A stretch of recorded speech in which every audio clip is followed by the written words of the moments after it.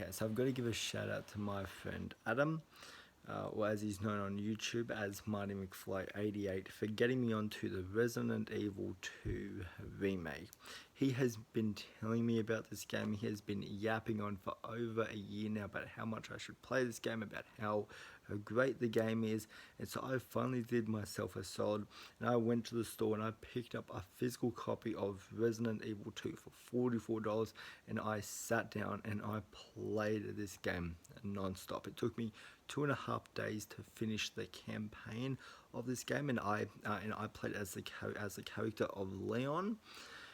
When you start the game, you have the choice of playing as either Leon or or Claire. So I did Leon's story, and let me tell you, this game is quite the experience. This is a survival horror game at its best. This is everything that the movies aren't able to get right. This game defines horror. This is what a horror game should be. It has the best elements. It has the best elements of a great horror movie. It has the best survival elements of the first Resident Evil game. And that's the thing I loved about this game, is not only is it a great horror game, and not only is it a great survival game, it's a great survival horror game, and it's a mixture of both of those things, and it is done superb here. And because this game relies on the gamer to make the choices. This is a game that this is a game that is very tense from scene one, because this game starts off at 1,000 and gradually just goes up and up and up and gets more tougher as the campaign goes along, and as you verse certain bosses throughout the game.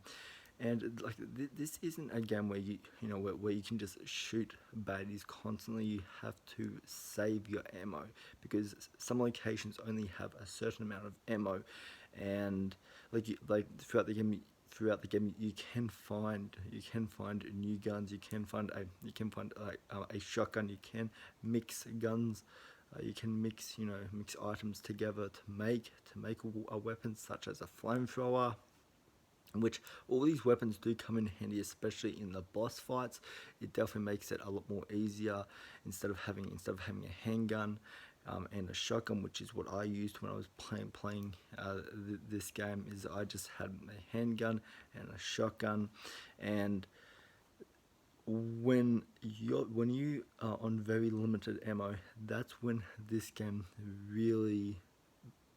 that's when the game really uses its survival elements, because you're making the choices on how much ammo you use in one specific room, on how many bullets you're using on a single zombie or multiple zombies. And if you run out, you have to kind of run past them.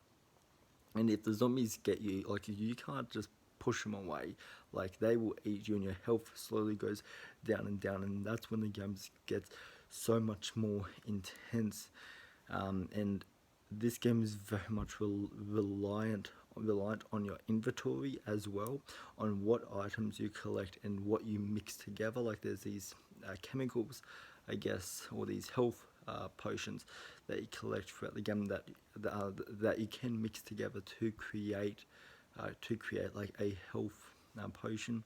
And like, you can't expect every room in this game to have the items that you need, because it's up to you to save your ammo, and to really use it when it's necessary. And then that's where this game really became intense. Like, if it was just a game that was just action non-stop and was just shooting zombies, like, sure, that's fun, but where's the horror? And this game nails the horror in its sound design, which sound design is so fucking important in any horror movie or any horror game, it's one of the things that should always be done right. And in this game, it is fucking terrifying. The sound in this movie is fucking terrifying. Like there might be a zombie ahead of you, but the sound design makes it sound like there could be more zombies coming from from either behind or to the left or the right of you, and just you aren't sure. It's always keeping you on edge, always, because you're always hearing the growling sounds like of the zombies, and you aren't sure, like with one wrong turn and that could lead to your death. And that's one thing I love about this game, is the sound design is so suspenseful. It keeps you on edge, it keeps you intrigued like throughout the entire game, because you want to survive, because you want to survive. You don't want to die. And if you don't save your game constantly, like you will find yourself playing from your last checkpoint, which I made the mistake of. I made it up, like I was playing for at least an hour, and then I had to kind of reset that hour and go back to my last checkpoint because I died. So if you don't save your game constantly, you will run into the mistake that I did, where you're replaying that entire hour of gameplay. And as far as the boss fights in this game go, they are definitely challenging as the game progresses. There are some really challenging bosses in this game, and the story of this game as well is really damn good. Um, there's these tapes that you find, which uncover more of the story that's unfolding in front of you. Um, and this is a story that I really dug, and I really liked the final boss of this game, which you have three bosses with the with Dr. Michael. I think what's his name? Dr. Michael. Um, Shit, I can't remember his name, but like with the Doctor character in this, um, which all three of those boss fights are really engaging, are really challenging, and you really need a lot of ammo for the boss fights in this game, because not all of them are easy, especially if you are playing on difficult. They are going to kick your ass. But if you're playing this game on medium, like the bosses aren't too bad, and then once you complete the campaign of this game, you unlock another section of the game called the second game, which I did not play, but from what I've heard, it's just like there's a few extra puzzles, a few like new cutscenes and new story directions, but that's really about it. But you're playing the same story, and then once you've done one character, like this game, you can play as Claire's story, which is basically the same story, but with a few different story directions and a few extra cutscenes included. And speaking of that, how have I not talked about the fucking graphics and the cutscenes in this? This looks like a movie. This looks like what the Resident Evil movie should look like, and this is very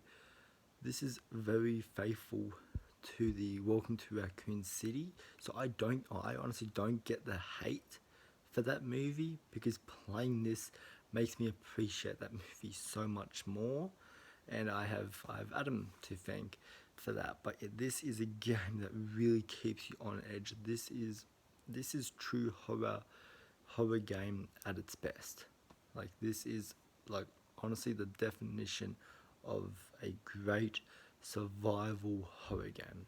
So yeah, if you have not played this, do yourself a favor, as I did for myself. Go out and buy Resident Evil 2. I've put an order on Resident Evil 3, so that will be coming in the next couple of days.